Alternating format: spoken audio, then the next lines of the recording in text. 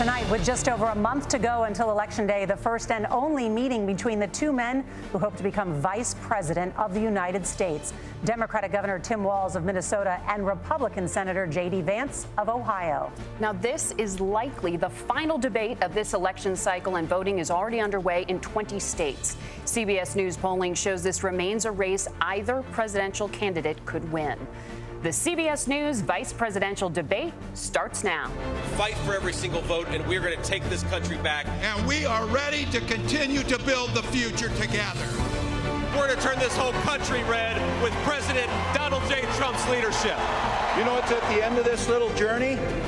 Kamala Harris as the next president of the United States. This is a CBS News special, live from CBS News headquarters in New York. America Decides, the vice presidential debate. Good evening, I'm Norah O'Donnell, and thank you for joining us for tonight's CBS News vice presidential debate.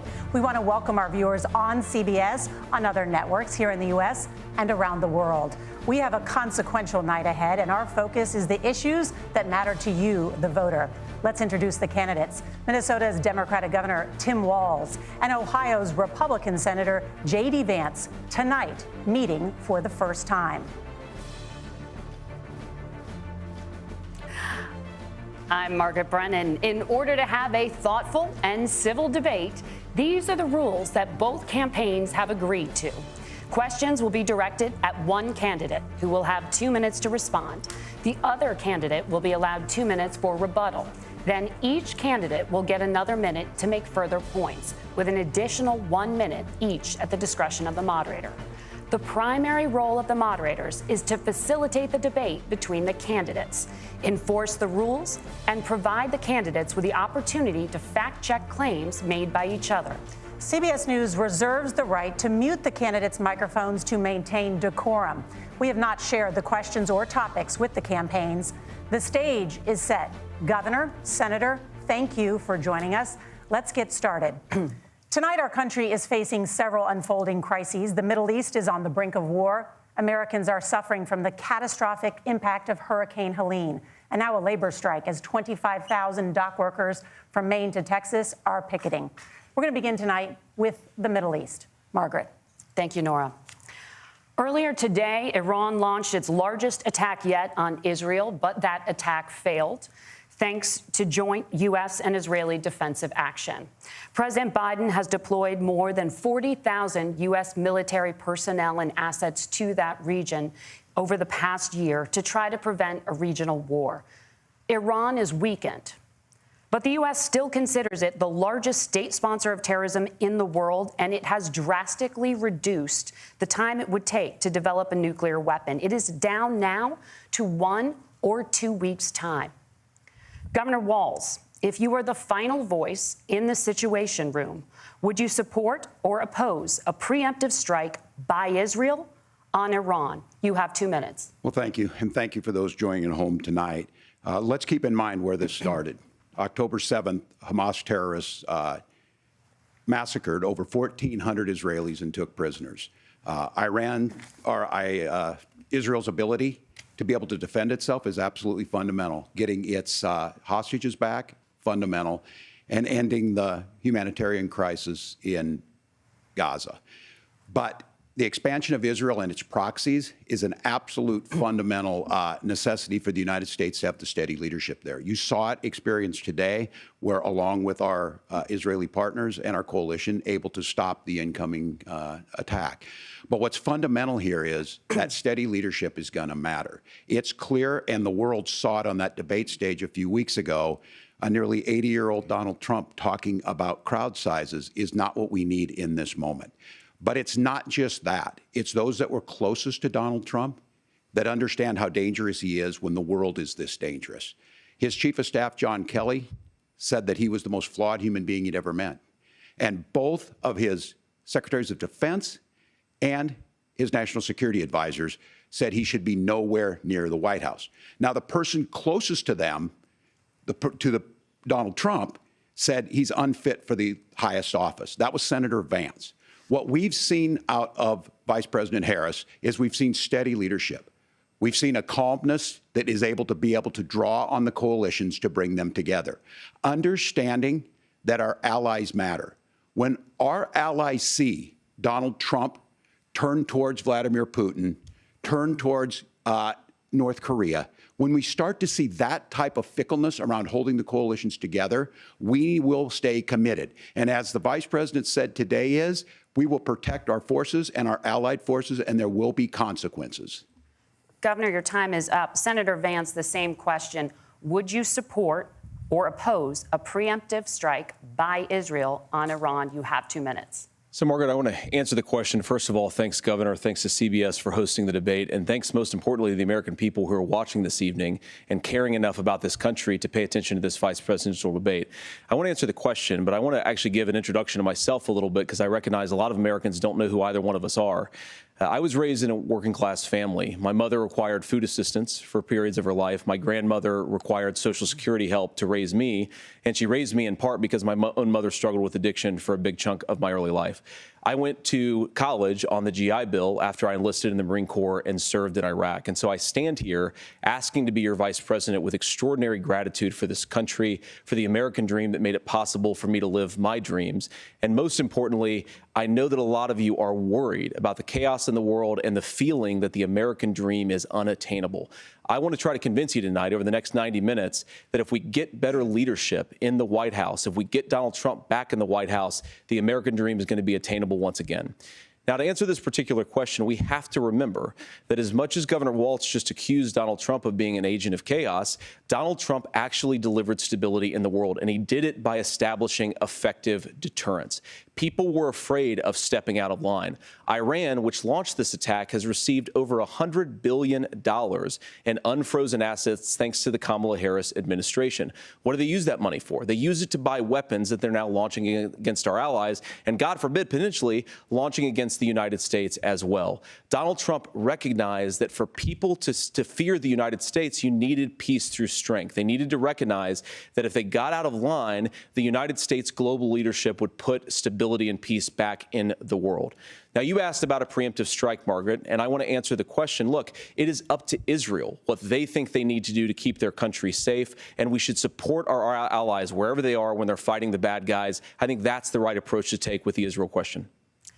Thank you, Senator. Governor Walz, do you care to respond to any of the allegations? Well, look, Donald Trump was in office. We'll sometimes hear a revisionist history, but when Donald Trump was in office, it was Donald Trump who we had a coalition of nations that had boxed Iran's nuclear program in, the inability to advance it. Donald Trump pulled that program and put nothing else in its place. So Iran is closer to a nuclear weapon than they were before because of Donald Trump's fickle leadership. And when Iran shot down an American aircraft in international airspace, Donald Trump tweeted, because that's the standard diplomacy of Donald Trump. And when Iranian missiles did fall near U.S. troops and they received traumatic brain injuries, Donald Trump wrote it off as headaches. Look, our allies understand that Donald Trump is fickle. He will go to whoever has the most flattery or where it makes sense to him. Steady leadership like you witnessed today, like you witnessed in April. Both Iranian attacks were repelled. Our coalition is strong, and we need the steady leadership that Kamala Harris is providing. Senator Vance, the U.S. did have a diplomatic deal with Iran to temporarily pause parts of its nuclear program, and President Trump did exit that deal. He recently said, just 5 days ago, the U.S. must now make a diplomatic deal with Iran because the consequences are impossible. Did he make a mistake? You have 1 minute. Well, first of all, Margaret, diplomacy is not a dirty word, but I think that's something that Governor Walz just said is quite extraordinary. You yourself just said Iran is as close to a nuclear weapon today as they have ever been. And Governor Walz, you blame Donald Trump. Who has been the vice president for the last 3.5 years? And the answer is your running mate, not mine. Donald Trump consistently made the world more secure. Now, we talk about what the sequence of events that led us to where we are right now, and you can't ignore October the 7th, which I appreciate Governor Walz bringing up. But when did Iran and Hamas and their proxies attack Israel? It was during the administration of Kamala Harris. So Governor Walz can criticize Donald Trump's tweets, but effective, smart diplomacy and peace through strength is how you bring stability back to a very broken world. Donald Trump has already done it once before. Ask yourself at home, when was the last time, I'm 40 years old, when was the last time that an American president didn't have a major conflict break out? The only answer is during the 4 years that Donald Trump was president. Gentlemen, we have a lot to get to. Norah? Margaret, thank you. Let's turn now to Hurricane Helene. The storm could become one of the deadliest on record. More than 160 people are dead and hundreds more are missing. Scientists say climate change makes these hurricanes larger, stronger, and more deadly because of the historic rainfall. Senator Vance, according to CBS News polling, 7 in 10 Americans and more than 60% of Republicans under the age of 45 favor the U.S. taking steps to try and reduce climate change. Senator, what responsibility would the Trump administration have to try and reduce the impact of climate change? I'll give you 2 minutes. Sure. So first of all, let's start with the hurricane, because it's an unbelievable, unspeakable human tragedy. I just saw today, actually, a photograph of 2 grandparents on a roof with a 6-year-old child, and it was the last photograph ever taken of them because the roof collapsed and those innocent people lost their lives. And I'm sure Governor Walz joins me in saying our hearts go out to those innocent people, our prayers go out to them, and we want as robust and aggressive as a federal response as we can get to save as many lives as possible, and then, of course, afterwards, to help the people in those communities rebuild. I mean, these are communities that I love. Some of them I know very personally in Appalachia, all across the Southeast. They need their government to do their job, and I commit that when Donald Trump is president again, the government will put the citizens of this country first when they suffer from a disaster. Now, Norah, you asked about climate change. I think this is a very important issue. Look, a lot of people are justifiably worried about all these crazy weather patterns. I think it's important for us, first of all, to say, Donald Trump and I support clean air, clean water. We want the environment to be cleaner and safer. But one of the things that I've noticed some of our Democratic friends talking a lot about is a concern about carbon emissions, this idea that carbon emissions drives all of the climate change. Well, let's just say that's true, just for the sake of argument, so we're not arguing about weird science. Let's just say that's true. Well, if you believe that, what would you want to do? The answer is that you'd want to reshore as much American manufacturing as possible, and you'd want to produce as much energy as possible in the United States of America, because we're the cleanest economy in the entire world. What have Kamala Harris's policies actually led to? More energy production in China, more manufacturing overseas, more doing business in some of the dirtiest parts of the entire world. And when I say that, I mean the amount of carbon emissions they're doing per unit of economic output. So if we actually care about getting cleaner air and cleaner water, the best thing to do is to double down and invest in American workers and the American people. And unfortunately, Kamala Harris has done exactly the opposite. Governor Walz, you have 2 minutes to respond. Well, we got close to an agreement because all those things are happening. Look, first of all, it is a horrific tragedy with this hurricane. And my heart goes out to the folks that are down there in contact with the governors. I serve as co-chair of the Council of Governors as we work together on these emergency managements. Governors know no partisanship. They work together. So all of the governors and the emergency responders are on the ground. Those happen on the front end.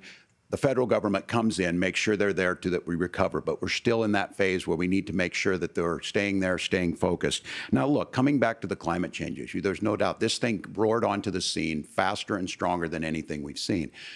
Senator Vance has said that there's a climate problem in the past. Donald Trump called it a hoax and then joked that these things would make more beachfront property to be able to invest in.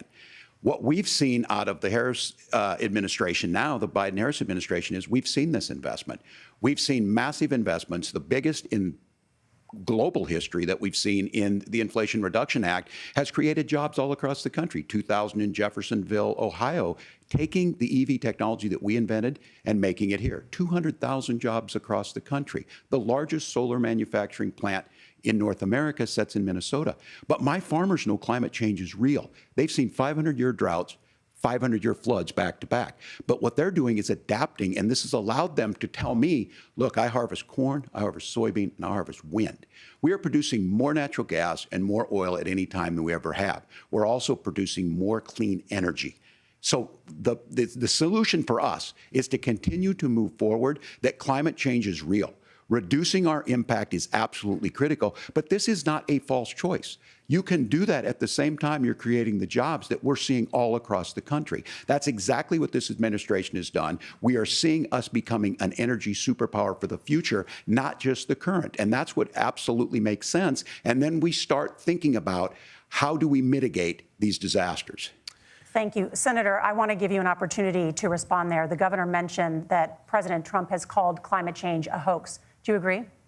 Well, look, what the president has said is that if the Democrats, in particular Kamala Harris and her leadership, if they really believe that climate change is serious, what they would be doing is more manufacturing and more energy production in the United States of America, and that's not what they're doing. So clearly, Kamala Harris herself doesn't believe her own rhetoric on this. If she did, she would actually agree with Donald Trump's energy policies. Now, something Governor Walz said I think is important to touch upon, because when we talk about clean energy, I think that's a slogan that often the Democrats will use here. And I'm talking, of course, about the Democratic leadership. And the real issue is that if you're spending hundreds of millions or even billions of dollars of American taxpayer money on solar panels that are made in China, number one, you're going to make the economy dirtier. We should be making more of those solar panels here in the United States of America. Some of them are, Tim, but a lot of them are being made overseas in China, especially the components that go into those solar panels. So if you really want to make the environment cleaner, you've got to invest in more energy production. We haven't built a nuclear facility, I think, one in the past 40 years. Senator. Natural gas, we got to invest more in it. Kamala Harris has done the opposite. That's raised energy prices and also meant that we're doing worse by the climate. Senator, your time is up. Governor, would you like to respond? Well, look, we're producing more natural gas than we ever have. There's no moratorium on that. We're producing more oil. But the folks know, and like I said again, these are not liberal folks. These are not folks that are Green New Deal folks. These are farmers that have been drought one year, massive flooding the next year. They understand that it makes sense. Look, our number one export cannot be topsoil from erosion from these massive storms. We saw it in Minnesota this summer. And thinking about how do we respond to that, we're thinking ahead on this. And what Kamala Harris has been able to do in Minnesota, we're starting to weatherproof some of these things. The infrastructure law that was passed allows us to think about mitigation in the future. How do we make sure that we're protecting by burying our power lines? How do we make sure that we're protecting lakefronts and things that we're seeing more and more of? But to call it a hoax and to take the oil company executives to Mar-a-Lago, say, give me money for my campaign, and I'll let you do whatever you want. We can be smarter about that, and an all-above energy policy is exactly what she's doing, creating those jobs right here. Governor, your time is up. The overwhelming consensus among scientists is that the Earth's climate is warming at an unprecedented rate. Margaret? Thank you, Norah. We're going to turn now to immigration. The crisis at the U.S.-Mexico border consistently ranks as one of the top issues for American voters. Senator Vance, your campaign is pledging to carry out the largest mass deportation plan in American history and to use the U.S. military to do so. Could you be more specific about exactly how this will work? For example, would you deport parents who have entered the U.S. illegally and separate them from any of their children who were born on U.S. soil? You have 2 minutes. So first of all, Margaret, before we talk about deportations, we have to stop the bleeding. We have a historic immigration crisis because Kamala Harris started and said that she wanted to undo all of Donald Trump's border policies. 94 executive orders suspending deportations, decriminalizing illegal aliens, massively increasing the asylum fraud that exists in our system. That has opened the floodgates. And what it's meant is that a lot of fentanyl is coming into our country. I had a mother who struggled with opioid addiction and has gotten clean. I don't want people who are struggling with addiction to be deprived of their second chance because Kamala Harris let in fentanyl into our communities at record levels. So you've got to stop the bleeding. You've got to re-implement Donald Trump's border policies, build the wall, re-implement deportations. And that gets me to your point, Margaret, about what do we actually do? So we've got 25 million illegal aliens who are here in the country. What do we do with them? I think the first thing that we do is we start with the criminal migrants. About 1 million of those people have committed some form of crime in addition to crossing the border illegally. I think you start with deportations on those folks. And then I think you make it harder for illegal aliens to undercut the wages of American workers. A lot of people will go home if they can't work for less than minimum wage in our own country. And by the way, that'll be really good for our workers who just want to earn a fair wage for doing a good day's work. And the final point, Margaret, is you ask about family separation. Right now in this country, Margaret, we have 320,000 children that the Department of Homeland Security has effectively lost. Some of them have been sex trafficked. Some of them hopefully are at homes with their families. Some of them have been used as drug trafficking mules. The real family separation policy in this country is unfortunately Kamala Harris's wide open southern border. And I'd ask my fellow Americans to remember when she came into office, she said she was going to do this. Real leadership would be saying, you know what, I screwed up. We're going to go back to Donald Trump's border policies. I wish that she would do that. It would be good for all of us. Governor, do you care to respond to any of those specific allegations, including that the vice president is, quote, letting in fentanyl and using kids as drug mules, among other things regarding children? The drug mule is not true, but I will say about the fentanyl, because this is a crisis of this, the opioid crisis. And the good news on this is the last 12 months saw the largest decrease in opioid deaths in our nation's history, 30% decrease in Ohio. But there's still more work to do. But let's go back to this on immigration. Kamala Harris was the Attorney General of the largest state and a border state in California. She's the only person in this race who prosecuted transnational gangs for human trafficking and drug interventions. But look, we all want to solve this.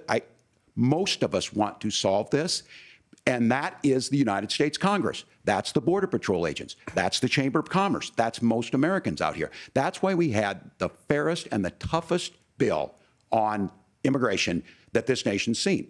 It was crafted by a conservative senator from Oklahoma, James Lankford. I know him. He's super conservative, but he's a man of principle, wants to get it done. Democrats and Republicans worked on this piece of legislation. The Border Patrol said, this is what we need in here. These are the experts. And the Chamber of Commerce and the Wall Street Journal said, pass this thing. Kamala Harris helped get there. 1,500 new border agents, detection for drugs, DOJ money to speed up these the adjudications on this, just what America wants. But as soon as I was getting ready to pass and actually tackle this, Donald Trump said no, told them to vote against it because it gives him a campaign issue. It gives him to, what would Donald Trump talk about if we actually did some of these things? And they need to be done by the legislature. You can't just do this through the executive branch. So look, we have the options to do this. Donald Trump had 4 years. He had 4 years to do this. And he promised you, America, how easy it would be. I'll build you a big, beautiful wall, and Mexico will pay for it. Less than 2% of that wall got built, and Mexico didn't pay a dime. But here we are again, 9 years after he came down that escalator, dehumanizing people and telling them what he was going to do. As far as the deportation plan, at one point, Senator Vance said it was so unworkable to be laughable. So that's where we're at. Pass the bill, she'll sign it. Governor, your time is up.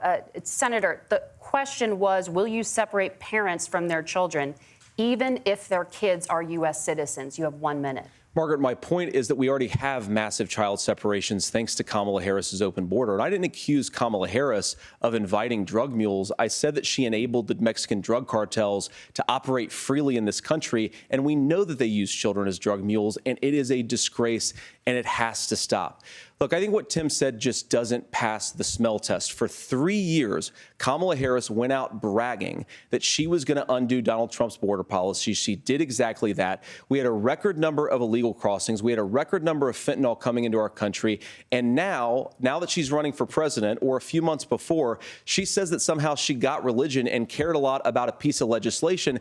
The only thing that she did when she became the vice president, when she became the appointed border czar, was to undo 94 Donald Trump executive actions that opened the border. This problem is leading to massive problems in the United States of America. Parents who can't afford health care, schools that are overwhelmed. It's got to stop, and it will when Donald Trump is president again. Senator, your time is up. Governor, what about our CBS News polling, which does show that a majority of Americans, more than 50%, support mass deportations? Look, we fix this issue with a bill that is necessary, but the issue on this is what happens when you don't want to solve it. You demonize it.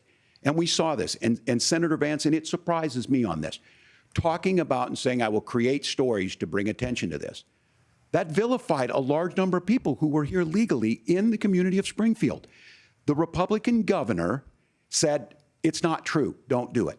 There's consequences for this. There's consequences. We could come together. Senator Langford did it. We could come together and solve this if we didn't let Donald Trump continue to make it an issue. And the consequences in Springfield were the governor had to send state law enforcement to escort kindergartners to school. I believe Senator Vance wants to solve this, but by standing with Donald Trump and not working together to find a solution, it becomes a talking point. And when it becomes a talking point like this, we dehumanize and villainize other human beings. Tim, Governor, your time is up. Senator, I'll give you 1 minute, but let me just ask you the question first. The governor has made the point, and I think as a sitting lawmaker, you know that Congress controls the purse strings and any funding. So you have said repeatedly that Donald Trump would, through executive action, solve this. Do you disagree that Congress controls the purse strings and would need to support many of the changes that you would actually want to implement? You have 1 minute. Look, Margaret, first of all, the gross majority of what we need to do at the southern border is just empowering law enforcement to do their job. I've been to the southern border more than our borders are. Kamala Harris has been. And it's actually heartbreaking because the Border Patrol agents, they just want to be empowered to do their job. Of course, additional resources would help, but most of this is about the president and the vice president empowering our law enforcement to say, if you try to come across the border illegally, you've got to stay in Mexico, you've got to go back through proper channels. Now, Governor Walz brought up the community of Springfield, and he's very worried about the things that I've said in Springfield. Look, in Springfield, Ohio, and in communities all across this country, you've got schools that are overwhelmed. You've got hospitals that are overwhelmed. You have got housing that is totally unaffordable because we brought in millions of illegal immigrants to compete with Americans for scarce homes. The people that I'm most worried about in Springfield, Ohio, are the American citizens who have had their lives destroyed by Kamala Harris's open border. It is a disgrace, Tim. And I actually think, I agree with you. I think you want to solve this problem, but I don't think that Kamala Harris does. Senator, your time is up. Governor, you have 1 minute to respond. Yeah, well, it is law enforcement that asked for the bill. They helped craft it. They're the ones that supported it. That's because they know we need to do this. Look, this issue of continuing to bring this up, of not dealing with it, of blaming migrants for everything.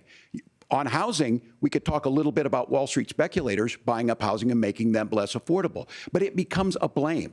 Look, this bill also gives the money necessary to adjudicate. I agree, it should not take 7 years for an asylum claim to be done. This bill gets it done in 90 days. Then you start to make a difference in this, and you start to adhere to what we know, American principles.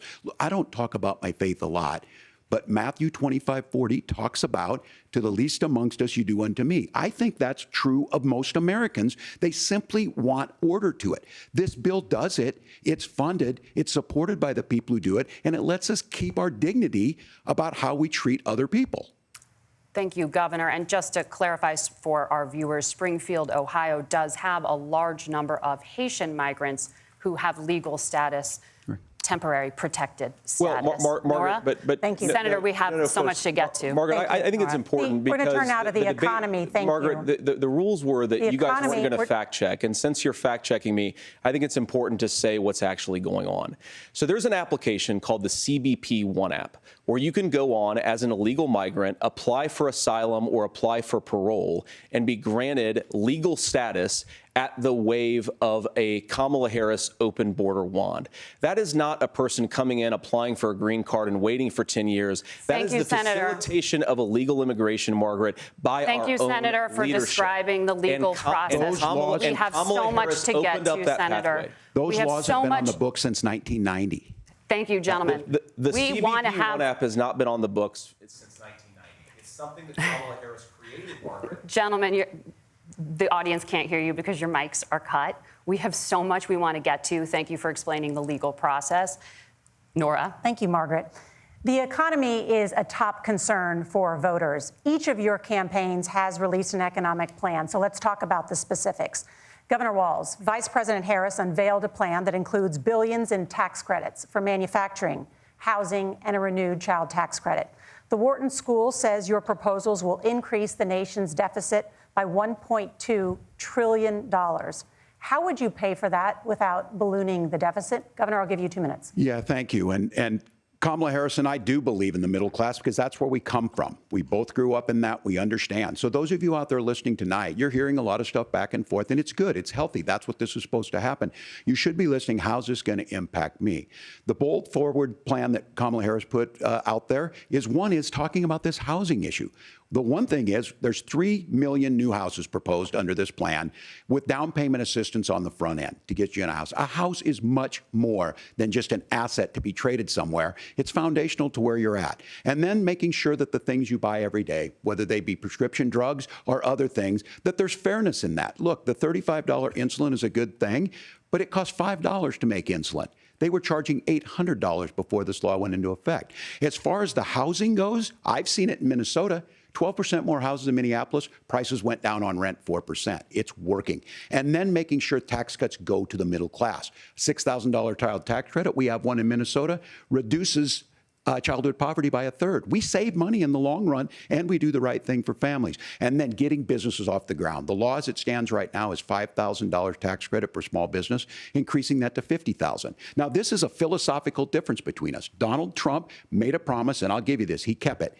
He took folks to Mar-a-Lago, he said, you're rich as hell, I'm going to give you a tax cut. He gave the tax cuts that predominantly went to the top class. What happened there was an $8 trillion increase in the national debt, the largest ever. Now he's proposing a 20% consumption or sales tax on everything we bring in. Everyone agrees, including businesses, it would be destabilizing it, it would increase inflation and potentially lead to a recession. Look, this is simple for you. Where are we going? Kamala Harris has said to do the things she wants to do, we'll just ask the wealthiest to pay their fair share. When you do that, our system works best, more people are participating in it, and folks have the things that they need. Senator, I want to give you a moment to respond on that. But similarly, the Wharton School has done an analysis of the Trump plan and says it would increase the nation's deficit by $5.8 trillion. My question is the same for you. How do you pay for all that without ballooning the deficit? I'll give you 2 minutes. Well, first of all, you're going to hear a lot from Tim Walz this evening, and you just heard it in the answer, a lot of what Kamala Harris proposes to do. And some of it, I'll be honest with you, it even sounds pretty good. Here's what you won't hear, is that Kamala Harris has already done it. Because she's been the vice president for 3.5 years. She had the opportunity to enact all of these great policies. And what she's actually done instead is drive the cost of food higher by 25%, drive the cost of housing higher by about 60%. Open the American southern border and make middle-class life unaffordable for a large number of Americans. If Kamala Harris has such great plans for how to address middle-class problems, then she ought to do them now. Not when asking for a promotion, but in the job the American people gave her 3.5 years ago. And the fact that she isn't tells you a lot about how much you can trust her actual plans. Now, Donald Trump's economic plan is not just a plan, but it's also a record. A lot of those same economists attack Donald Trump's plans, and they have PhDs, but they don't have common sense and they don't have wisdom, because Donald Trump's economic policies delivered the highest take-home pay in a generation in this country, 1.5% inflation, and to boot, peace and security all over the world. So when people say that Donald Trump's economic plan doesn't make sense, I say, look at the record. He delivered rising take-home pay for American workers. Now, Tim admirably admits that they want to undo the Trump tax cuts. But if you look at what was so different about Donald Trump's tax cuts, even from previous Republican tax cut plans, is that a lot of those resources went to giving more take-home pay to middle-class and working-class Americans. It was passed in 2017, and you saw an American economic boom unlike we've seen in a generation in this country. That is a record that I'm proud to run on, and we're going to get back to that common sense wisdom so that you can afford to live the American dream again. I know a lot of you are struggling. I know a lot of you are worried about paying the bills. It's going to stop when Donald Trump brings back common sense to this country. Governor, do you want to respond to that? What has Kamala Harris done for the middle class? Yeah, well, Kamala Harris's day one was Donald Trump's failure on COVID that led to the collapse of our economy. We were already before COVID in a manufacturing recession, but 10 million people out of work, largest percentage since the Great Depression. 9 million jobs closed on that. That was day one. Whether it was the Infrastructure Act or other things we moved. Now, you made a question about experts, said this. I've made a note of this. Economists can't be trusted. Science can't be trusted. National security folks can't be trusted. Look, if you're going to be president, You don't have all the answers. Donald Trump believes he does. My pro tip of the day is this. If you need heart surgery, listen to the people at the Mayo Clinic in Rochester, Minnesota, not Donald Trump. And the same thing goes with this. And I ask you out there, teachers, nurses, truck drivers, or whatever, how is it fair that you're paying your taxes every year and Donald Trump hasn't paid any federal tax in the last 15 years, and the last year as president? That's what's wrong with the system. There's a way around it, and he's bragged about that. We're just asking for fairness in it, and that's all you want. You have a minute. Governor, you say trust the experts. But those same experts for 40 years said that if we shipped our manufacturing base off to China, we'd get cheaper goods. They lied about that. They said if we shipped our industrial base off to other countries, to Mexico and elsewhere, it would make the middle class stronger. They were wrong about that. They were wrong about the idea that if we made America less self-reliant, less productive in our own nation, that it would somehow make us better off, and they were wrong about it. And for the first time in a generation, Donald Trump had the wisdom and the courage to say to that bipartisan consensus, we're not doing it anymore. We're bringing American manufacturing back. We're unleashing American energy. We're going to make more of our own stuff. And this isn't just an economic issue. I mean, I've got 3 beautiful little kids at home, 7, 4, and 2, and I love them very much, and I hope they're in bed right now. But look, so many of the drugs, the pharmaceuticals that we put in the bodies of our children are manufactured by nations that hate us. This has to stop. And we're not going to stop it by listening to experts. We're going to stop it by listening to common sense wisdom, which is what Donald Trump governed on. Senator, your time is up. Governor Walz, can you address that? I mean, voters say they trust Donald Trump on the economy more. Why? Well, if you're listening tonight and you want billionaires to get tax cuts, you heard what the numbers were. Look, I'm a union guy on this. I'm not a guy who wanted to ship things overseas, but I understand that, look, we produce soybeans and corn. We need to have fair trading partners. That's something that we believe in. I think the thing that most concerns me on this is Donald Trump was the guy who created the largest trade deficit in American history with China. So the rhetoric is good. Much of what the senator said right there, I'm in agreement with him on this. I watched it happen too. I watched it to my communities, and we talked about that. But we had people undercutting the right to collectively bargain. We had right to work states made it more difficult. We had companies that were willing to ship it over, and we saw people profit. Folks that are venture capital in some cases, putting money into companies that were overseas. We're in agreement that we bring those home. The issue is Donald Trump is talking about it. Kamala Harris has a record, 250,000 more manufacturing jobs just out of the IRA. May I respond to that? Yes. So appreciate that. So if you notice, what Governor Walz just did is he said, first of all, Donald Trump has to listen to the experts. And then when he acknowledged that the experts screwed up, he said, well, Donald Trump didn't do nearly as good of a job as the statistics that's a gross generalization. that he did. So what Tim Walz is doing, and I honestly, Tim, I think you got a tough job here, because you've got to play whack-a-mole. You've got to pretend that Donald Trump didn't deliver rising take-home pay, which of course he did. You've got to pretend that Donald Trump didn't deliver lower inflation, which of course he did. And then you've simultaneously got to defend Kamala Harris's atrocious economic record, which has made gas, groceries, and housing unaffordable for American citizens. I was raised by a woman who would sometimes go into medical debt so that she could put food on the table in our household. I know what it's like to not be able to afford the things that you need to afford. We can do so much better. To all of you watching, we can get back to an America that's affordable again. We just got to get back to common sense economic principles. I hope we have a conversation on health care then. Senator, Governor. Please. Thank you. Margaret? We have a lot to get to ahead, gentlemen, on many topics. But right now, I want to talk about personal qualifications. The vice president is often the last voice the president hears before making consequential decisions. We want to ask you about your leadership qualities. Governor Walz, you said you were in Hong Kong during the deadly Tiananmen Square protests in the spring of 1989. But Minnesota Public Radio and other media outlets are reporting that you actually didn't travel to Asia until August of that year. Can you explain that discrepancy? Yeah, well, and to the folks out there who didn't get at the top of this, look, I grew up in small rural Nebraska, town of 400, town that you rode your bike with your buddies till the streetlights come on, and I'm proud of that service.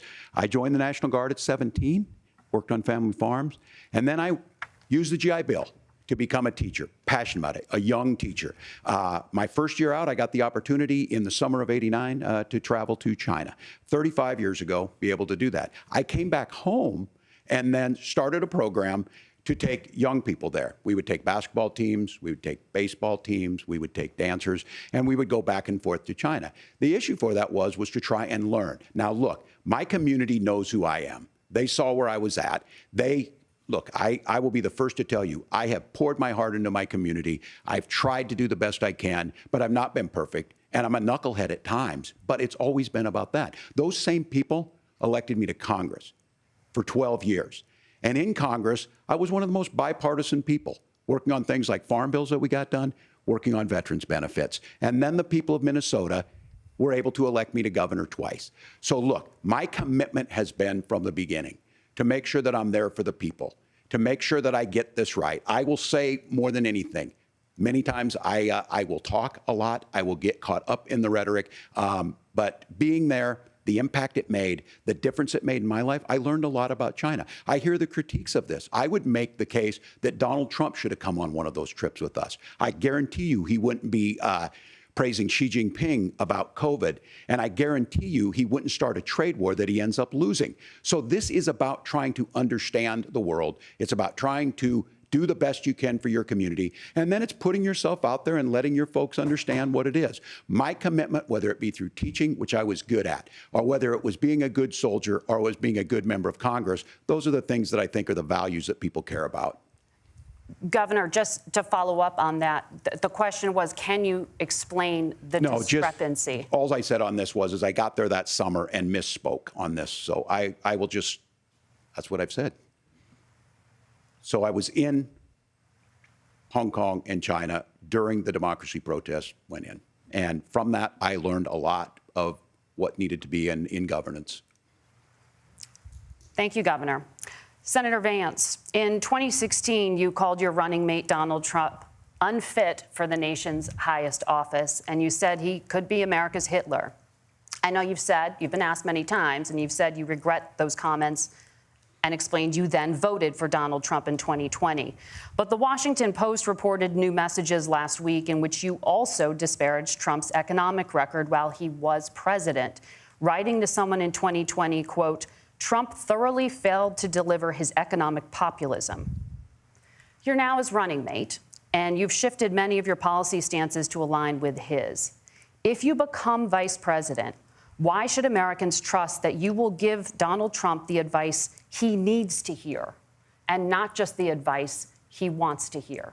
You have 2 minutes. Well, first of all, Margaret, because I've always been open. And sometimes, of course, I've disagreed with the president, but I've also been extremely open about the fact that I was wrong about Donald Trump. I was wrong, first of all, because I believed some of the media stories that turned out to be dishonest fabrications of his record.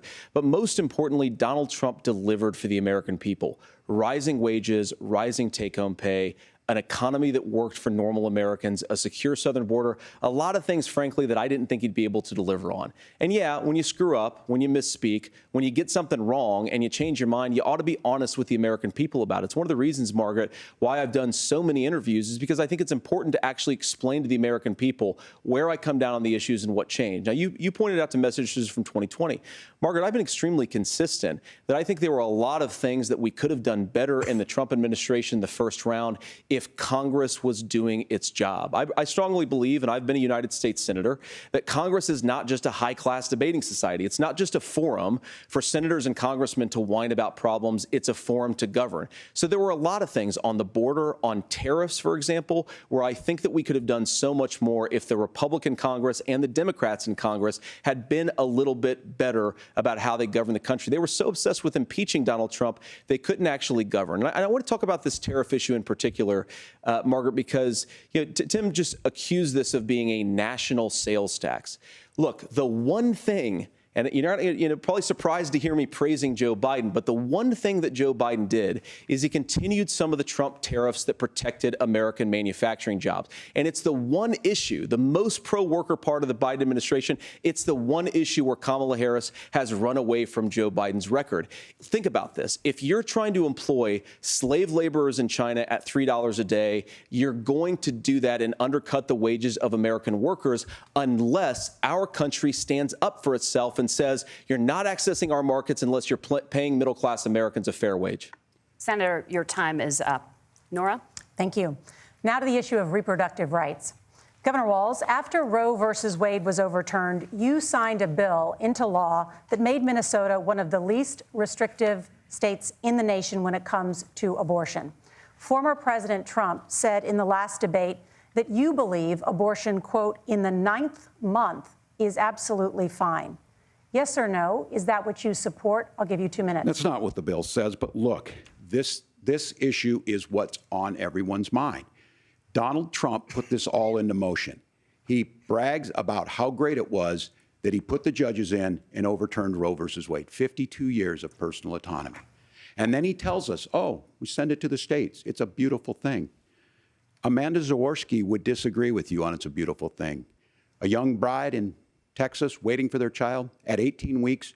She has a complication, a tear in the membrane. She needs to go in. The medical care at that point needs to be decided by the doctor.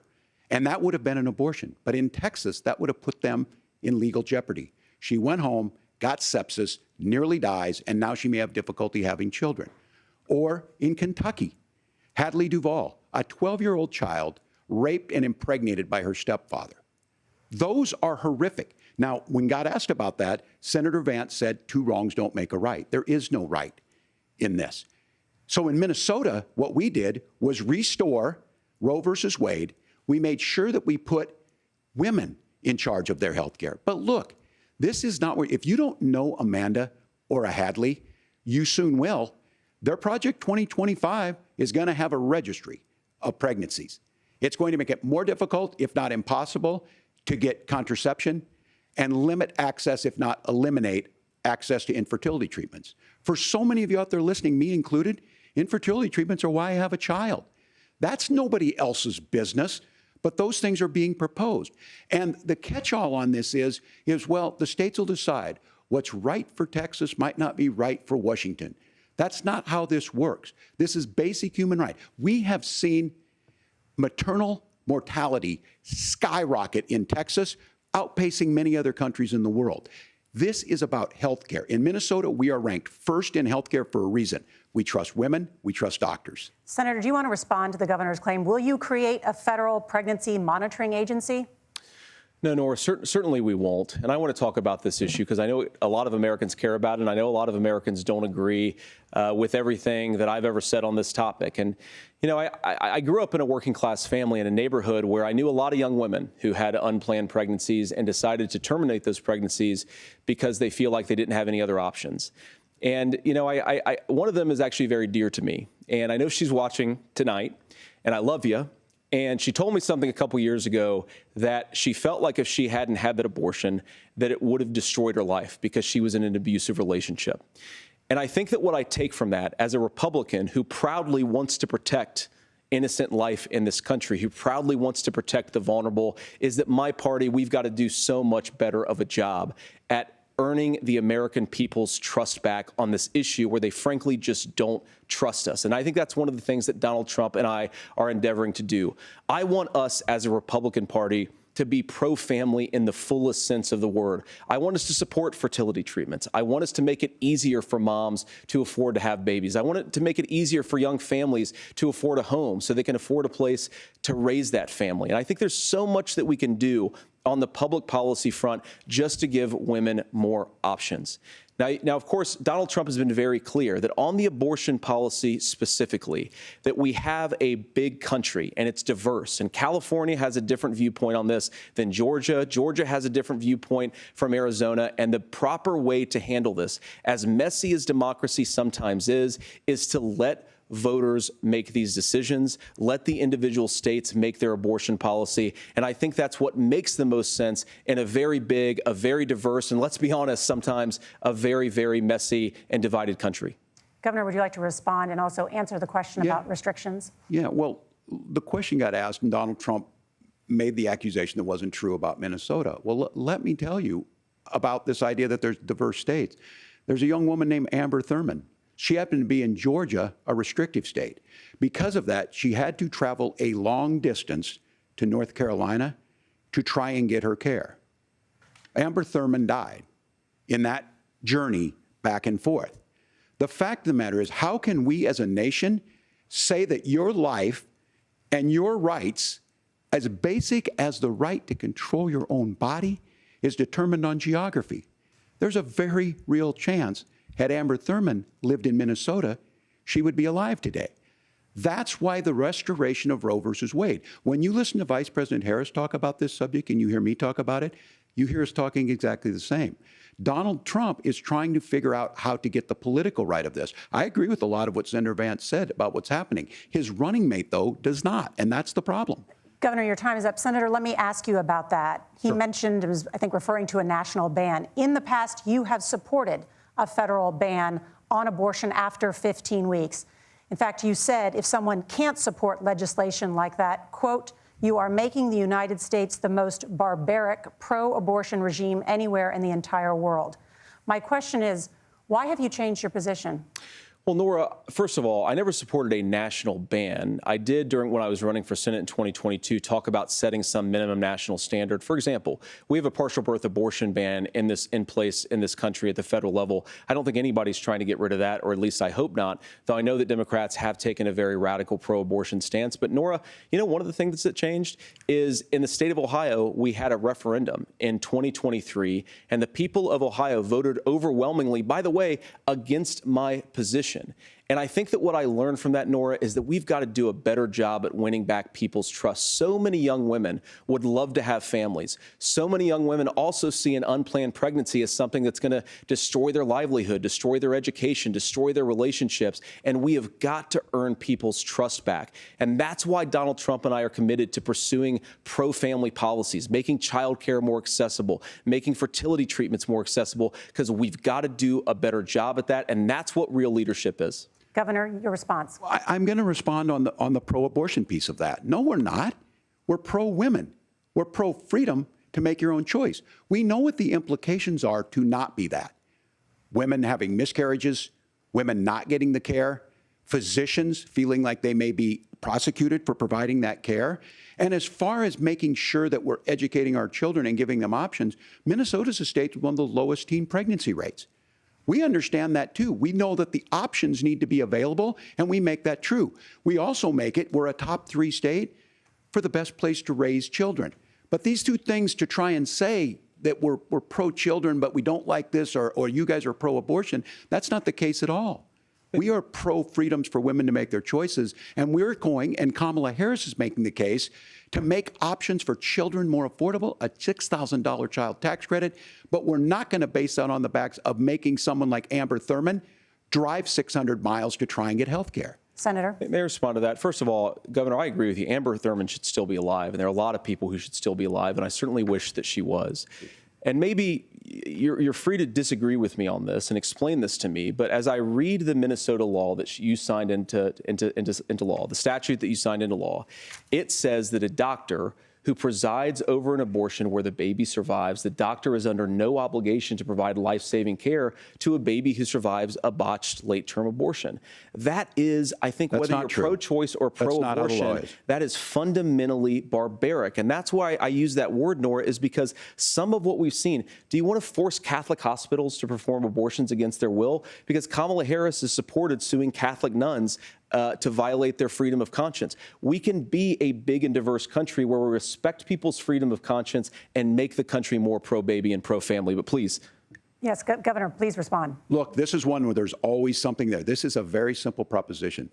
These are women's decisions to make about their health care decisions, and the physicians who know best when they need to do this. Trying to distort the way a law is written to try and make a point, that's not it at all. What was I wrong about, Governor? Please tell me, what was I wrong about? That is not the way the law is written. Look, I've given But how? I've given this advice on a lot of things, that getting involved, getting engaged, that's been misread, and it was fact-checked at the last debate.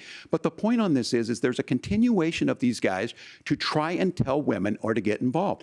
I use this line on this, just mind your own business on this. Things worked best when Roe versus Wade was in place. When we do a restoration of Roe, that works best. That doesn't preclude us from increasing funding for children. It doesn't increase us from making sure that once that child's born, like in Minnesota, they get meals, they get early childhood education, they get health care. So hiding behind we're going to do all these other things when you're not proposing them in your budget. Kamala Harris is proposing them. She's proposing all those things to make life easier for families. I asked a specific question, Governor. You gave me a slogan as a response. It's not the case. It's not true. That's not what the law says. So they fact-checked it with President Trump. Gentlemen, there's a lot to discuss. We have to move on, and we're going to be right back with much more of the CBS News vice presidential debate in just a moment.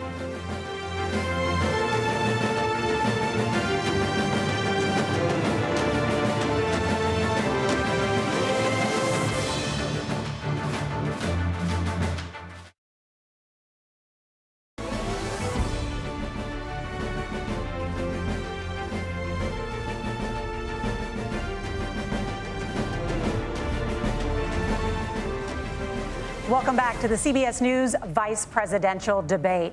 We want to turn now to America's gun violence epidemic. The leading cause of death for children and teens in America is by firearms. Senator Vance, you oppose most gun legislation that Democrats claim would curb gun violence. You oppose red flag gun laws and legislation to ban certain semi-automatic rifles, including AR-15s. So let me ask you, earlier this year, for the first time, the parents of a school shooter were convicted of involuntary manslaughter and sentenced to 10 years in prison. Do you think holding parents responsible could curb mass shootings? I'll give you 2 minutes. Yeah, well, Norah, on that particular case, I don't know the full details, but I certainly trust local law enforcement and local authorities to make those decisions. I think in some cases the answer is going to be yes, and in some cases the answer is going to be no. And the details really matter here, of course. For example, if a kid steals a gun, that's going to be different than if a parent hands over a gun knowing that their kid is potentially dangerous. But look, I want to just sort of speak as a father of 3 beautiful little kids, and our oldest is now in 2nd grade. And like a lot of parents, we send our kids to school with such hope and such joy and such pride at their little faces on the first day of school. And we know, unfortunately, that a lot of kids are going to experience this terrible epidemic of gun violence. And of course, our hearts go out to the families that are affected by this terrible stuff. And we do have to do better. And I think that Governor Walz and I actually probably agree that we need to do better on this. The question is just, how do we actually do it? Now, here's something that really bothers me and worries me about this epidemic of violence. The gross majority, close to 90% in some of the statistics I've seen, of the gun violence in this country is committed with illegally obtained firearms. And while we're on that topic, we know that thanks to Kamala Harris's open border, we've seen a massive influx in the number of illegal guns run by the Mexican drug cartel. So that number, the amount of illegal guns in our country is higher today than it was 3.5 years ago. But what do we do about the schools? What do we do to protect our kids? And I think the answer is, and I say this not loving the answer, because I don't want my kids to go to school in a school that feels unsafe or where there are visible signs of security. But I unfortunately think that we have to increase security in our schools. We have to make the doors lock better. We have to make the doors stronger. We've got to make the windows stronger. And of course, we've got to increase school resource officers, because the idea that we can magically wave a wand and take guns out of the hands of bad guys, it just doesn't fit with recent experience. So we've got to make our schools safer. And I think we've got to have some common sense bipartisan solutions for how to do that. Governor, you have 2 minutes. Well, I think all the parents watching tonight, this is your biggest nightmare. Look, I got a 17-year-old, and he witnessed a shooting at a community center playing volleyball. Those things don't leave you. As a member of Congress, I sat in my office surrounded by dozens of the Sandy Hook parents, and they were looking at my 7-year-old picture on the wall. Their 7-year-old were dead, and they were asking us to do something. And look, I'm a hunter. I own firearms. The vice president is. We understand that the Second Amendment is there, but our first responsibility is to our kids to figure this out. In Minnesota, we've enacted enhanced red flag laws, enhanced background checks, and we can start to get data. But here's the problem. If we really want to solve this, we've got folks that won't allow research to be even done on gun violence. And this idea that we should just live with it, here's what I do think, that this is a good start to the conversation. I 100% believe that Senator Vance hates it when these kids, it's abhorrent and it breaks your heart. I agree with that. But that's not far enough when we know there are things that worked. I've spent time in Finland and seen some Finnish schools. They don't have this happen, even though they have a high gun ownership rate in the country. There are reasonable things that we can do to make a difference. It's not infringing on your Second Amendment. And the idea to have some of these weapons out there, it just doesn't make any sense. Kamala Harris, as an attorney general, worked on this issue. She knows that it's there. No one's trying to scaremonger and say we're taking your guns, but I ask all of you out there, do you want your schools hardened to look like a fort? Is that what we have to go? When we know there's countries around the world that their children aren't practicing these types of drills. They're being kids. We owe it to them to get a fix. These are things that shouldn't be that difficult. You can still keep your firearms, and we can make a difference. We have to. If you're listening tonight, this breaks your heart. Senator. Tim, first of all, I didn't know that your 17-year-old witnessed a shooting, and I'm sorry about that, and I hope that he's doing okay. Christ have mercy. It is awful. And I appreciate what Tim said, actually, about Finland, because I do think it illustrates some of the frankly, weird differences between our own country's gun violence problem and Finland. Okay, first of all, we have way higher rates of mental health abuse, or mental health substance abuse. We have way higher rates of depression, way higher rates of anxiety. We unfortunately have a mental health crisis in this country that I really do think that we need to get to the root causes of, because I don't think it's the whole reason why we have such a bad gun violence problem, but I do think it's a big piece of it. Another driver of the gun violence epidemic, especially that affecting our kids, it doesn't earn as many headlines, but is the terrible gun violence problem in a lot of our big cities. And this is why we have to empower law enforcement to arrest the bad guys, put them away, and take gun offenders off the streets. I think there's a whole host of things that we can do here, but I do think at our schools we've got to talk about more security. Senator, thank you. Governor, you previously opposed an assault weapons ban, but only later in your political career did you change your position. Why? Yeah, I sat in that office with those Sandy Hook parents. I've become friends with school shooters. I've seen it. Look, the NRA, I was an NRA guy for a long time. They used to teach gun safety. I'm of an age where my shotgun was in my car so I could pheasant hunt after football practice. That's not where we live today. And several things I want to mention on this is, talking about cities and where it's at, the number one where the most firearm deaths happen in Minnesota are rural suicides. And we have an epidemic of children getting guns and shooting themselves. And so we have, and we should look at all of the issues. Making sure folks have health care and all that, but I want to be very careful. This idea of stigmatizing mental health, just because you have a mental health issue doesn't mean you're violent. And I think what we end up doing is we start looking for a scapegoat. Sometimes it just is the guns. It's just the guns. And there are things that you can do about it. But I do think that this is one, and I think this is a healthy conversation. I think there's a capacity to find solutions on this that work, protect Second Amendment, protect our children. That's our priority. Gentlemen, thank you. Margaret? Thank you, Norah. Let's turn now to the top contributor to inflation, the high cost of housing and rent. There's a shortage of more than 4 million homes in the United States, and that contributes to the high housing prices. Governor Walz, the Harris campaign promises a $25,000 down payment assistance for first-time home buyers and a $10,000 tax credit. They also promise to build 3 million new homes. Where are you building these homes, and won't handing out that kind of money just drive up prices higher? No, it's not handing out. We have, first, let me say this issue of housing, and I think those of you listening on this, the problem we've had is that we've got a lot of folks that see housing as another commodity. It can be bought up, it can be shifted, it can be moved around. Those are not folks living in those houses. Those of you listening tonight, that house is a big deal. I bought and owned one house in my life. My mom still lives in the house where I was. And when I think of a house, I'm thinking of Christmas services after midnight mass where you go with your family. We need to make it more affordable. And one of the things, as I said, this program that the Vice President is pushing forward and bringing a new way of approaching this is something we're doing in Minnesota from that lead. We in the state invested in making sure our housing was the biggest investment that we'd ever made in housing. It starts to make it easier. We cut some of the red tape. Local folks, look, we can't do it at the federal level, but local folks make it easier to build those homes. And then that down payment assistance. I can tell all of you out there, certainly for me, using the GI Bill was one thing, but a veteran's home loan, the big thing about a veteran's home loan is you don't have to pay the down payment. Those are things that make it there. Now, look, you're going to pay it back, and you're going to pay your mortgage. Those are things that we know in the long run, the appreciated value the generational wealth that's created from it. And I will give Minneapolis as an example. Minneapolis is the one city where we've seen the lowest inflation rates. We've seen a 12% increase in stock because we've put some of these things in, and we're implementing a state program to make sure we give some of that down payment assistance. We get it back from people because here's what we know. People with stable housing end up with stable jobs. People with stable housing have their kids able to get to school. All of those things in the long run end up saving our money. And that's the thing that I think we should be able to find some common ground in, but we can't blame immigrants for the only reason. That's not the case that's happening in many cities. The fact of the matter is that we don't have enough naturally affordable housing, but we can make sure that the government's there to help kickstart it, create that base.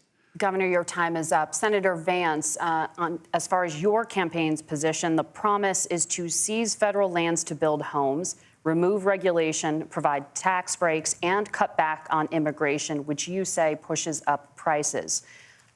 Where are you going to build all the new homes you're promising, and what part of any of this plan will provide immediate relief? You have 2 minutes. Well, first of all, Tim just said something that I agree with. We don't want to blame immigrants for higher housing prices, but we do want to blame Kamala Harris for letting in millions of illegal aliens into this country, which does drive up costs, Tim.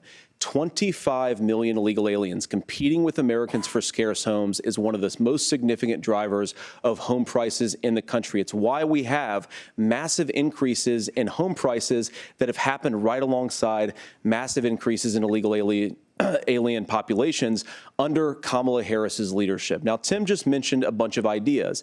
Now, some of those ideas I actually think are halfway decent, and some of them I disagree with. But the most important thing here is Kamala Harris is not running as a newcomer to politics. She is the sitting vice president. If she wants to enact all of these policies to make housing more affordable, I invite her to use the office that the American people already gave her, not sit around and campaign and do nothing while Americans find the American dream of homeownership completely unaffordable. Now, you asked, Margaret, what would immediately change the equation for American citizens if you lower energy prices? As Donald Trump says, drill, baby, drill. One of the biggest drivers of housing costs, aside from illegal immigration, is, think about it. If a truck driver's paying 40% more for diesel, then the lumber he's delivering to the job site to build the house is also going to become a lot more expensive. If we open up American energy, you will get immediate pricing relief for American citizens, not, by the way, just in housing, but in a whole host of other economic goods, too. Senator Vance, you still have 23 seconds there. Do you want to answer? Can I have it? Where, Governor, we will get to you in a moment. But, Senator, where are you going to seize the federal lands? Can you clarify? Well, what Donald Trump has said is we have a lot of federal lands that aren't being used for anything. They're not being used for a national park. They're not being used, and they could be places where we build a lot of housing. And I do think that we should be opening up building in this country. We have a lot of land that could be used. We have a lot of Americans that need homes. We should be kicking out illegal immigrants who are competing for those homes, and we should be building more homes for the American citizens who deserve to be here. Senator, your time is up.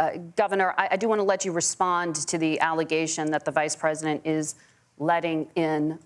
Well, of course, that's not true. And again, you have the facts. I guess we agreed not to fact check. I'll check it. That, look, crossings are down compared to when Donald Trump left office.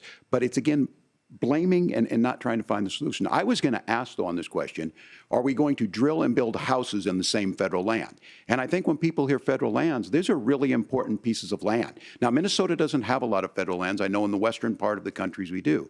There's not a lot of federal lands in and around Minneapolis, for example. So the issue is I don't understand the federal lands issue unless we see this, and I worry about this as someone who cares deeply about our national parks and our federal lands. Look, Minnesota, we protect these things. We've got about 20% of the world's fresh water. These lands protect. They're there for a reason. They belong to all of us. But again, this is when you view housing and you view these things as commodities.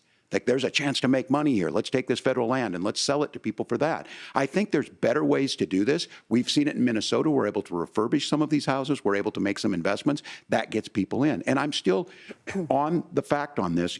Economists, Senator Vance, you said you don't like the economists. Which economists are saying that it is immigrants that's adding to the cost? Governor, your time is up. But Senator, on that point, I'd like for you to clarify. There are many contributing factors to high housing costs. What evidence do you have that migrants are part of this problem? Well, there's a Federal Reserve study that we're happy to share after the debate. We'll put it up on social media, actually, that really drills down on the connection between increased levels of migration, especially illegal immigration, and higher housing prices. Now, of course, Margaret, that's not the entire driver of higher housing prices. It's also the regulatory regime of Kamala Harris. Look, we are a country of builders. We're a country of doers. We're a country of explorers. But we increasingly have a federal administration that makes it harder to develop our resources, makes it harder to build things, and wants to throw people in jail for not doing everything exactly as Kamala Harris says they have to do. And what that means is that you have a lot of people who would love to build homes who aren't able to build homes. I actually agree with Tim Walz. We should get out of this idea of housing as a commodity. But the thing that has most turned housing into a commodity is giving it away to millions upon millions of people who have no legal right to be here. What are the federal regulations? I deal with this as a governor. You can very quickly reply. I'm sorry. I get this as a governor, and I don't necessarily disagree with that in some cases, many of those are local, many of them are state. I don't know which ones are federal, but I think whenever we talk regulations, people think they can get rid of them. I think you want to be able to get out of your house in a fire. I think you want to make sure that it's fireproof and those types of things. So which are the regulations? Because the vice president's not responsible for those. Congress writes those. Governor, thank you. Gentlemen, we have a lot to get through. You're passionate about the housing crisis, I can tell. But Norah? Thank you. One of the top problems facing Americans is the high cost of health care. Senator Vance, at the last presidential debate, former President Trump was asked about replacing the Affordable Care Act. In response, he said, "I have concepts of a plan." Since then, Senator, you've talked about changing how chronically ill Americans get health insurance. Can you explain how that would work? And can you guarantee that Americans with pre-existing conditions won't pay more? I'll give you 2 minutes. Well, of course, we're going to cover Americans with pre-existing conditions. In fact, a lot of my family members have gotten health care. I believe, members of my family actually got private health insurance, at least for the first time, switched off of Medicaid onto private insurance for the first time under Donald Trump's leadership. And I think that, a lot of people have criticized this concepts of a plan remark. Look, it's very simple common sense. I think as Tim Walz knows from 12 years in Congress, you're not going to propose a 900-page bill standing on a debate stage. It would bore everybody to tears, and it wouldn't actually mean anything because part of this is the give and take of bipartisan negotiation. Now, when Donald Trump was actually president, and again, he has a record to be proud of, prescription drugs fell in 2018 for the first time in a very long time. Under Kamala Harris's leadership, prescription drugs are up about 7%. Under Donald Trump's entire 4 years, they were up about 1.5%. He introduced pricing transparency. Think about healthcare. You go into a hospital, you try to buy something, and nobody knows what it actually costs. That price transparency will actually give American consumers a little bit more choice and will also drive down costs. And we talked about, the reinsurance regulations is what I was talking about. Look, Donald Trump has said that if we allow states to experiment a little bit on how to cover both the chronically ill but the non-chronically ill, it's not just a plan. He actually implemented some of these regulations when he was president of the United States. And I think you can make a really good argument that it salvaged Obamacare, which was doing disastrously until Donald Trump came along. And I think this is an important point about President Trump. Of course, you don't have to agree with everything that President Trump has ever said or ever done. But when Obamacare was crushing under the weight of its own regulatory burden and health care costs, Donald Trump could have destroyed the program. Instead, he worked in a bipartisan way to ensure that Americans had access to affordable care. It's not perfect, of course, and there's so much more that we can do. But I think that Donald Trump has earned the right to put in place some better health care policies. He's earned it because he did it successfully the first time. Governor? All right, here's where being an old guy gives you some history. I was there at the creation of the ACA. And the reason it was so important is I come from a major healthcare state, home of the Mayo Clinic, home to Medical Alley, 3M, Medtronic, all of those. We understand healthcare. It's why we're ranked first on affordability and accessibility and quality of healthcare. And so what I know is under Kamala Harris, more people are covered than they have before. And those of you listening, this is critical to you. Now, Donald Trump all of a sudden wants to. Go back and remember this. He ran on the first thing he was going to do on day one was to repeal Obamacare. On day one, he tried to sign an executive order to repeal the ACA. He signed on to a lawsuit to repeal the ACA, but lost at the Supreme Court. And he would have repealed the ACA had it not been for the courage of John McCain to save that bill. Now, fast forward, what that means to you is you lose your pre-existing conditions. If you're sitting at home and you got asthma, too bad. If you're a woman, probably not. Broke your foot during football, might kick you out. Your kids get kicked out when they're 26. Kamala Harris negotiated drug prices for the first time with Medicare. We have 10 drugs that will come online, the most common ones that'll be there. But look, this issue, and when Donald Trump said, I've got a concept of a plan, it cracked me up as a fourth grade teacher because my kids would have never given me that. But what Senator Vance just explained might be worse than a concept, because what he explained is pre-Obamacare. And I'll make this as simple as possible because I have done this for a long time. What they're saying is, if you're healthy, why should you be paying more? So what they're going to do is let insurance companies pick who they insure, because guess what happens? You pay your premium, it's not much. They figure they're not going to have to pay out to you. But those of you a little older, gray, got cancer, you're going to get kicked out of it. That's why the system didn't work. Kamala Harris will protect and enhance the ACA. Governor, thank you. Senator, you have not yet explained how you would protect people with pre-existing conditions or laid out that plan. Well, look, we currently have laws and regulations in place right now that protect people with pre-existing conditions. We want to keep those regulations in place, but we also want to make the health insurance marketplace function a little bit better. Now, what Governor Walz just said is actually not true. A lot of what happened, and the reason that Obamacare was crushing under its own weight, is that a lot of young and healthy people were leaving the exchanges. Donald Trump actually helped address that problem, and he did so in a way that preserved people's access to coverage who had pre-existing conditions. But again, something that these guys do is they make a lot of claims about if Donald Trump becomes president, all of these terrible consequences are going to ensue. But in reality, Donald Trump was president. Inflation was low. Take-home pay was higher. And he saved the very program from a Democratic administration that was collapsing and would have collapsed absent his leadership. He did his job, which is govern in a bipartisan way and get results, not just complain about problems, but actually solve them. Governor, did enrollment under the Affordable Care Act go up under the Trump administration? It's higher now that we've seen it go up. Look, people are using it. The system works. And the question about this of young people or whatever, that's the individual mandate piece of this. And Republicans fought tooth and nail saying, well, Americans should be free to do this. Well, then what happens is— So you think the individual mandate's a good idea? You shrink.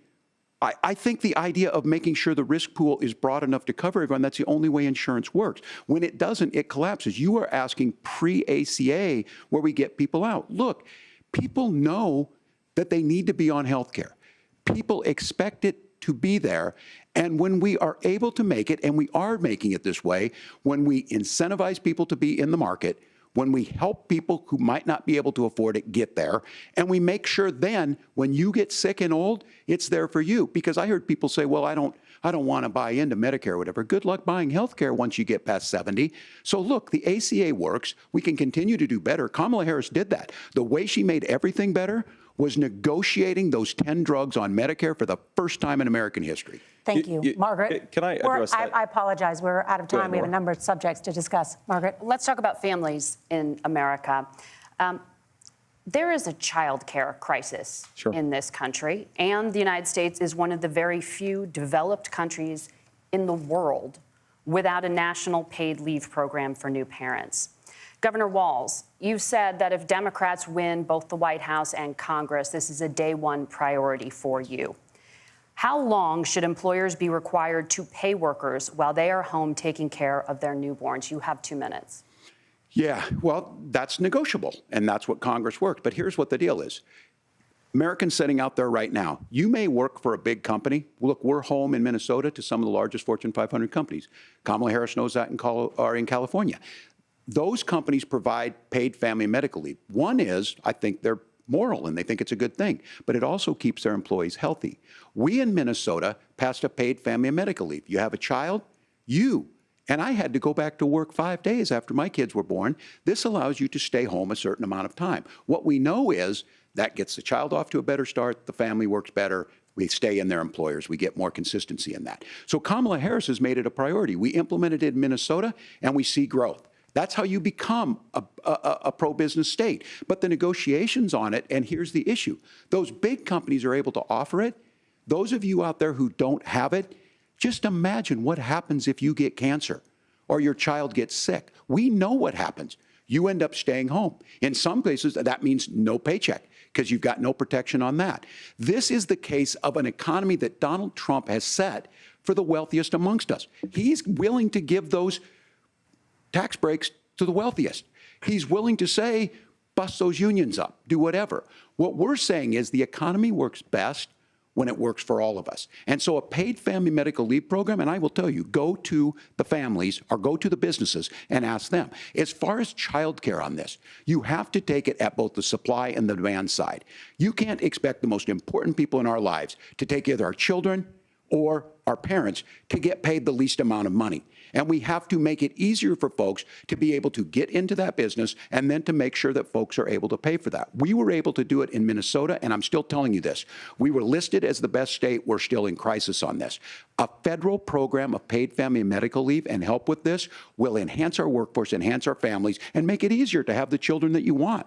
Governor, your time is up. Senator, do you support a national paid leave program? And if so, for how long should employers be mandated to pay their employees while they are home taking care of their newborn? You have 2 minutes. Yeah, well, first of all, Margaret, a number of my Republican colleagues and some Democrats, too, have worked on this issue. And I think there is a bipartisan solution here because a lot of us care about this issue. I mean, look, I speak from this very personally because I'm married to a beautiful woman who is an incredible mother to our 3 beautiful kids, but is also a very, very brilliant corporate litigator. And I'm so proud of her. But being a working mom, even for somebody with all of the advantages of my wife, is extraordinarily difficult. And it's not just difficult from a policy perspective. She actually had access to paid family leave because she worked for a bigger company. But the cultural pressure on young families and especially young women, I think makes it really hard for people to choose the family model they want. A lot of young women would like to go back to work immediately. Some would like to spend a little time home with the kids. Some would like to spend longer at home with the kids. We should have a family care model that makes choice possible. And I think this is a very important substantive difference between Donald Trump and Kamala Harris's approach.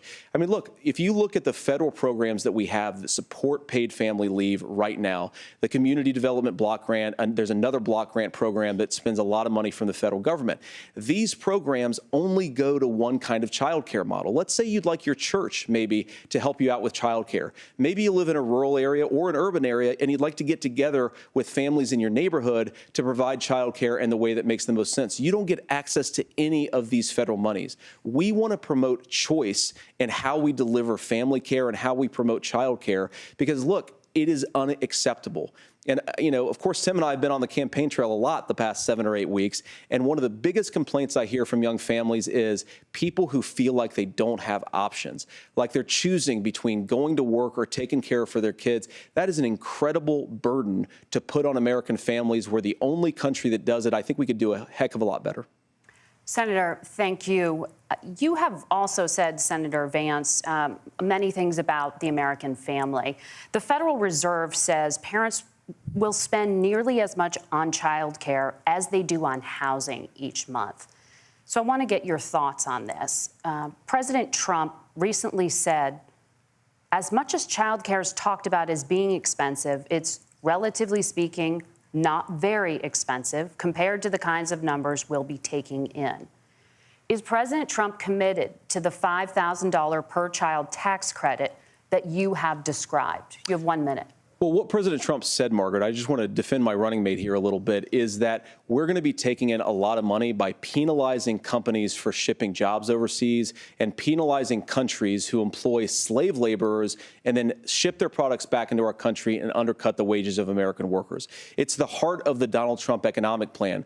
Cut taxes for American workers and American families. Cut taxes for businesses that are hiring and building companies in the United States of America, but penalize companies and countries that are shipping jobs overseas. That's the heart of the economic proposal.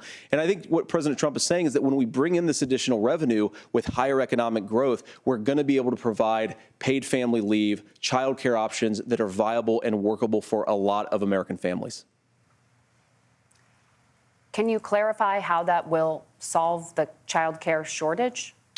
Well, because as Tim said, a lot of the child care shortage is we just don't have enough resources going into the multiple people who could be providing family care options. And we're going to have to, unfortunately, look, we're going to have to spend more money. We're going to have to induce more people to want to provide child care options for American families, because the reason it's so expensive right now is because you've got way too few people providing this very essential service. Thank you, Senator. Governor Walz, your ticket also has some child care tax credit proposals. Do you think Congress will agree to the $6,000 credit for newborns and $3,000 credit for children over the age of 6, as your campaign has promised? Is that realistic? Well, if these members of Congress are listening to anybody, I can tell you, and this is the biggest issue. Everybody listening tonight knows. I mean, I'm sure they were shocked to hear it's not that expensive. And let's be clear, whether it's $5,000 or $6,000, that pays you about 3 or 4 months.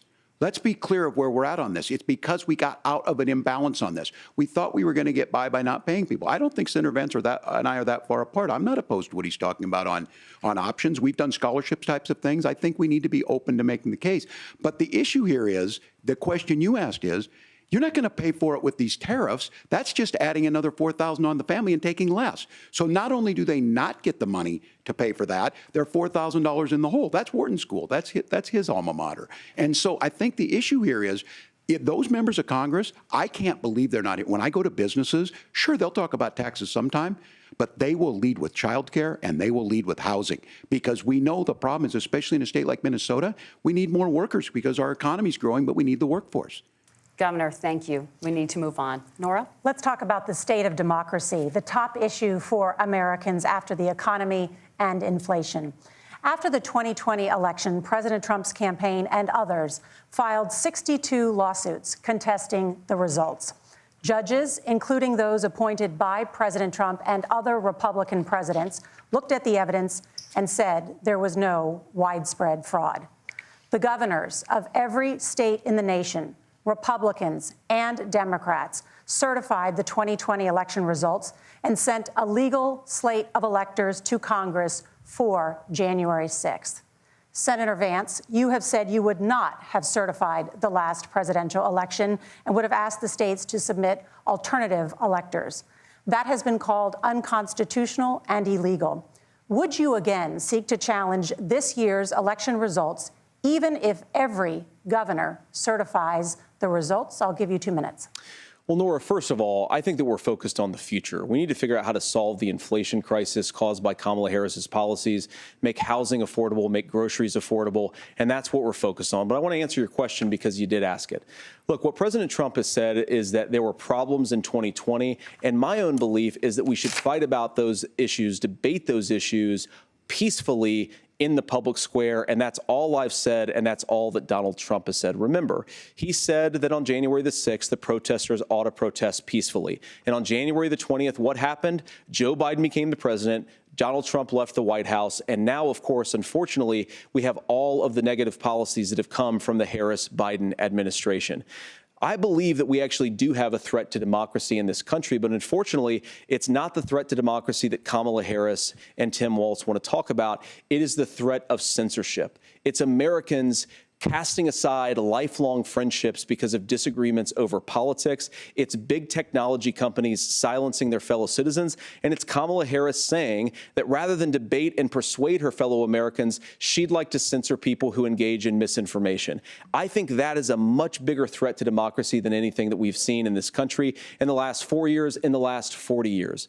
Now, I'm really proud, especially given that I was raised by 2 lifelong blue-collar Democrats, to have the endorsement of Bobby Kennedy Jr. and Tulsi Gabbard, lifelong leaders in the Democratic coalition. And of course, they don't agree with me and Donald Trump on every issue. We don't have to agree on every issue, but we're united behind a basic American First Amendment principle that we ought to debate our differences. We ought to argue about them. We ought to try to persuade our fellow Americans. Kamala Harris is engaged in censorship at an industrial scale. She did it during COVID. She's done it over a number of other issues. And that, to me, is a much bigger threat to democracy than what Donald Trump said when he said that protesters should peacefully protest on January the 6th. Governor?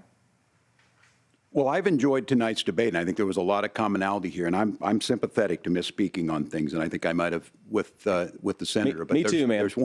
There's one though that this one is troubling to me, and I say that because I think we need to tell the story. Donald Trump refused to acknowledge this, and the fact is that I don't think we can be the frog in the pot and let the boiling water go up. He was very clear. I mean, he lost this election, and he said he didn't.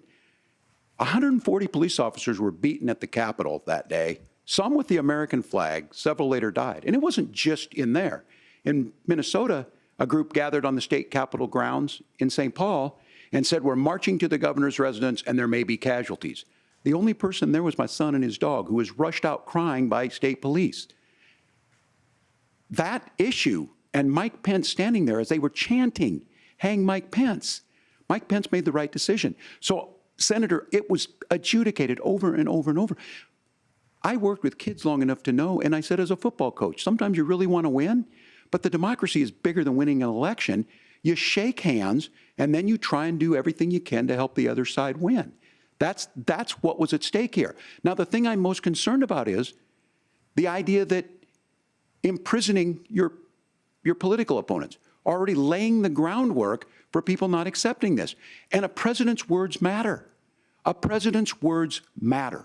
People hear that. So I think this issue of settling our differences at the ballot box, shaking hands when we lose, being honest about it, but to deny what happened on January 6th, the first time in American history that a president or anyone tried to overturn a fair election and the peaceful transfer of power. And here we are 4 years later in the same boat. I will tell you this, that when this is over, we need to shake hands this election, and the winner needs to be the winner. This has got to stop. It's tearing our country apart. Margaret? Senator Vance, did you want to respond to that? Yeah, well, look, Tim, first of all, it's really rich for Democratic leaders to say that Donald Trump is a unique threat to democracy when he peacefully gave over power on January the 20th, as we have done for 250 years in this country. We are going to shake hands after this debate and after this election. And of course, I hope that we win, and I think we're going to win. But if Tim Walz is the next vice president, he'll have my prayers, he'll have my best wishes, and he'll have my help whenever he wants it. But we have to remember that for years in this country, Democrats protested the results of elections. Hillary Clinton in 2016 said that Donald Trump had the election stolen by Vladimir Putin because the Russians bought like $500,000 worth of Facebook ads. This has been going on for a long time. And if we want to say that we need to respect the results of the election, I'm on board. But if we want to say, as Tim Walz is saying, that this is just a problem that Republicans have had, I don't buy that. Governor. January 6th was not Facebook ads. And I think a revisionist history on this. Look, I don't understand how we got to this point. But the issue was that happened. Donald Trump can do it. And all of us say there's no place for this. It has massive repercussions. This idea that there's censorship to stop people from threatening to kill someone, threatening to do something, that's not censorship. Censorship is book banning. We've seen that. We've seen that brought up. I just think for everyone tonight, and I'm going to thank Senator Vance, I think this is the conversation they want to hear. And I think there's a lot of agreement, but this is one that we are miles apart on. This was a threat to our democracy in a way that we had not seen. And it manifested itself because of Donald Trump's inability to say. He is still saying he didn't lose the election. I would just ask that. Did he lose the 2020 election? Tim, I'm focused on the future. Did Kamala Harris censor Americans from speaking their mind in the wake of the 2020 COVID situation? That is a damning non-answer. It's a damning non-answer for you to not talk about censorship. Obviously, Donald Trump and I think that there were problems in 2020. We've talked about it. I'm happy to talk about it further. But you guys attack us for not believing in democracy. The most sacred right under the United States democracy is the First Amendment. You yourself have said there's no First Amendment right to misinformation. Kamala Harris wants to use the power of government and big tech to silence people from speaking their minds. That is a threat to democracy that will long outlive this present political moment. I would like Democrats and Republicans to both reject censorship. Let's persuade one another. Let's argue about ideas, and then let's come together afterwards. You can't yell fire in a crowded theater. That's the test. That's the Supreme Court test. Tim, fire in a crowded theater. You guys wanted to kick people off of Facebook for saying that toddlers shouldn't Senator, wear the masks. governor does That's have the not floor. Fire in a crowded theater. That is criticizing the policies of the government, which is the right of every American. Senator, the governor does have the floor for 1 minute to Please. respond to you. Yeah, well, I don't run Facebook. What I do know is I see a candidate out there who refused, and now again, and this, I'm pretty shocked by this, he lost the election. This is not a debate. It's not anything anywhere other than in Donald Trump's world. Because look, when Mike Pence made that decision to certify that election, that's why Mike Pence isn't on this stage. What I'm concerned about is, where is the firewall with Donald Trump?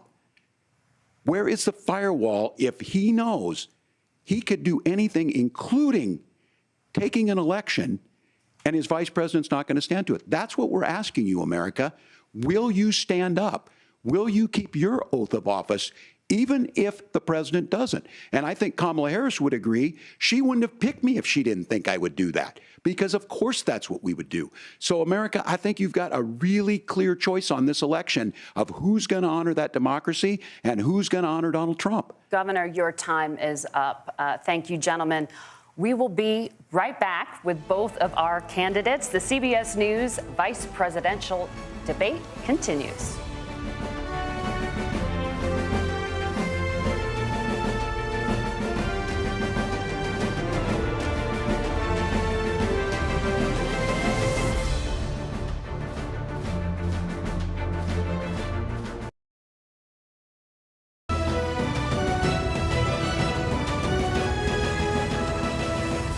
Welcome back to the CBS News vice presidential debate. It is now time for the closing statement. Senator Vance won the virtual coin toss and elected to go last. So, Governor Walz, you are first. You have 2 minutes. Well, thank you, Senator Vance. Thank you to CBS News. And most importantly, thank you to all of you. If you're still up and the folks who miss Dancing with Our Stars, I appreciate it. But look, the support of the democracy matters. It matters that you're here. And I'm as surprised as anybody of this coalition that Kamala Harris has built, from Bernie Sanders to Dick Cheney to Taylor Swift, and a whole bunch of folks in between there. And they don't all agree on everything, but they are truly optimistic people. They believe in a positive future of this country, and one where our politics can be better than it is. And I have to tell you, that better than it is the sense of optimism that there can be an opportunity economy that works for everyone, not just to get by, but to get ahead.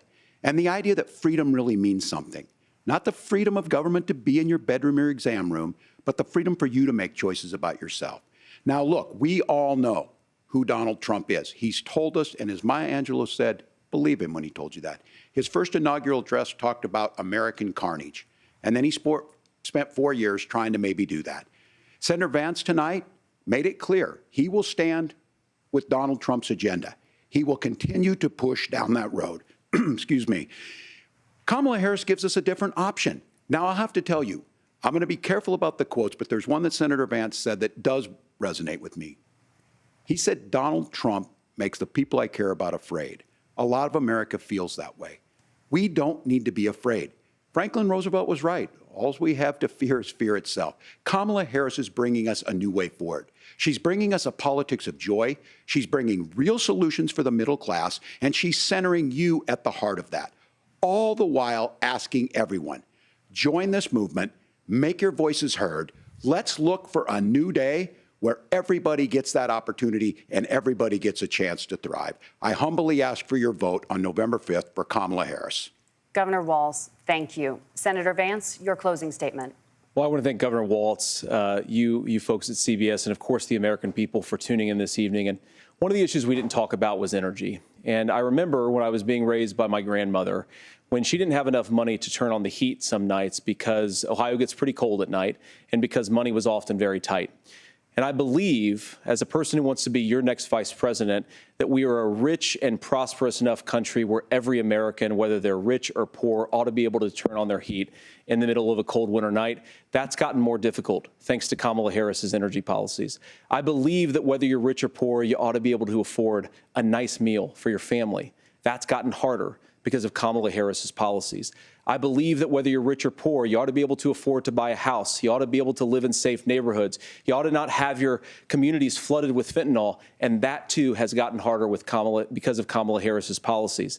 Now, I've been in politics long enough to do what Kamala Harris does when she stands before the American people and says that on day one, she's going to work on all these challenges I just listed. She's been the vice president for 3.5 years. Day one was 1,400 days ago, and her policies have made these problems worse. Now, I believe that we have the most beautiful country in the world. I meet people on the campaign trail who can't afford food, but have the grace and generosity to ask me how I'm doing and to tell me they're praying for my family. What that has taught me is that we have the greatest country, the most beautiful country, the most incredible people anywhere in the world. But they're not going to be able to achieve their full dreams with the broken leadership that we have in Washington. They're not going to be able to live their American dream if we do the same thing that we've been doing for the last 3.5 years. We need change. We need a new direction. We need a president who has already done this once before and did it well. Please vote for Donald Trump. And whether you vote for me or vote for Tim Walz, I just want to say I'm so proud to be doing this, and I'm rooting for you. God bless you, and good night. Senator Vance, thank you. And thank you both for participating in the only vice presidential debate of this election cycle. I'm Margaret Brennan. And I'm Norah O'Donnell. And a reminder, there are just 35 days until Election Day. Please get out and vote. And for all of us here at CBS News, thank you and good night.